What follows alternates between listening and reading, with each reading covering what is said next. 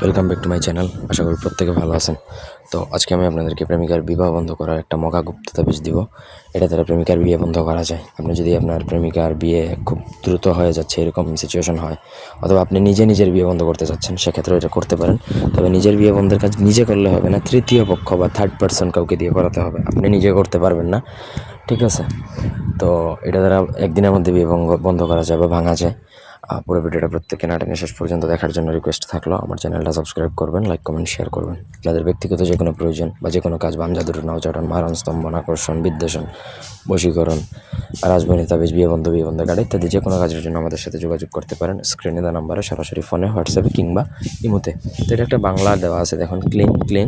তারপর এখানে মেয়ের নাম আছে, মায়ের নাম আছে। যেই আপনার প্রেমিকার বিয়েটা ভাঙবেন বা বন্ধ করবেন, তার নামটা এখানে লিখতে হবে। পুরো নকশাটা লিখতে হবে হচ্ছে আপনাকে মাদার গাছের হলুদ পাতা। এটা কবিরাজি দোকানে পাবেন, কোনো সাদা কাগজে লিখলে হবে না।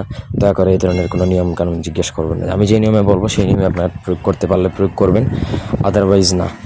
তো আপনি মাদার গাছের হলুদ পাতার মধ্যে আপনাকে পুরো নকশাটা লিখতে হবে যে অরিজিনাল গুরুচন কালের একটু দাম হতে পারে এবং কালেকশন করা একটু কঠিন হতে পারে, তবে আপনার এটা লাগবে।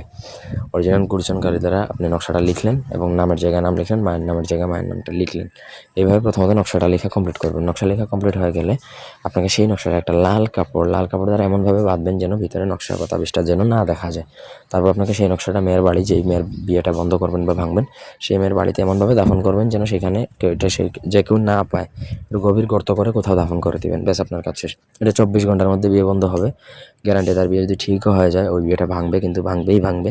তবে সঠিক নিয়মে কাজ করতে হবে। কাজ যদি আপনি উল্টাপাল্টা নিয়মে করেন, সেক্ষেত্রে রেজাল্ট আশা করবেন না। তো এই ছিল আজকের ভিডিও। ধন্যবাদ সবাইকে। আল্লাহ হাফেজ।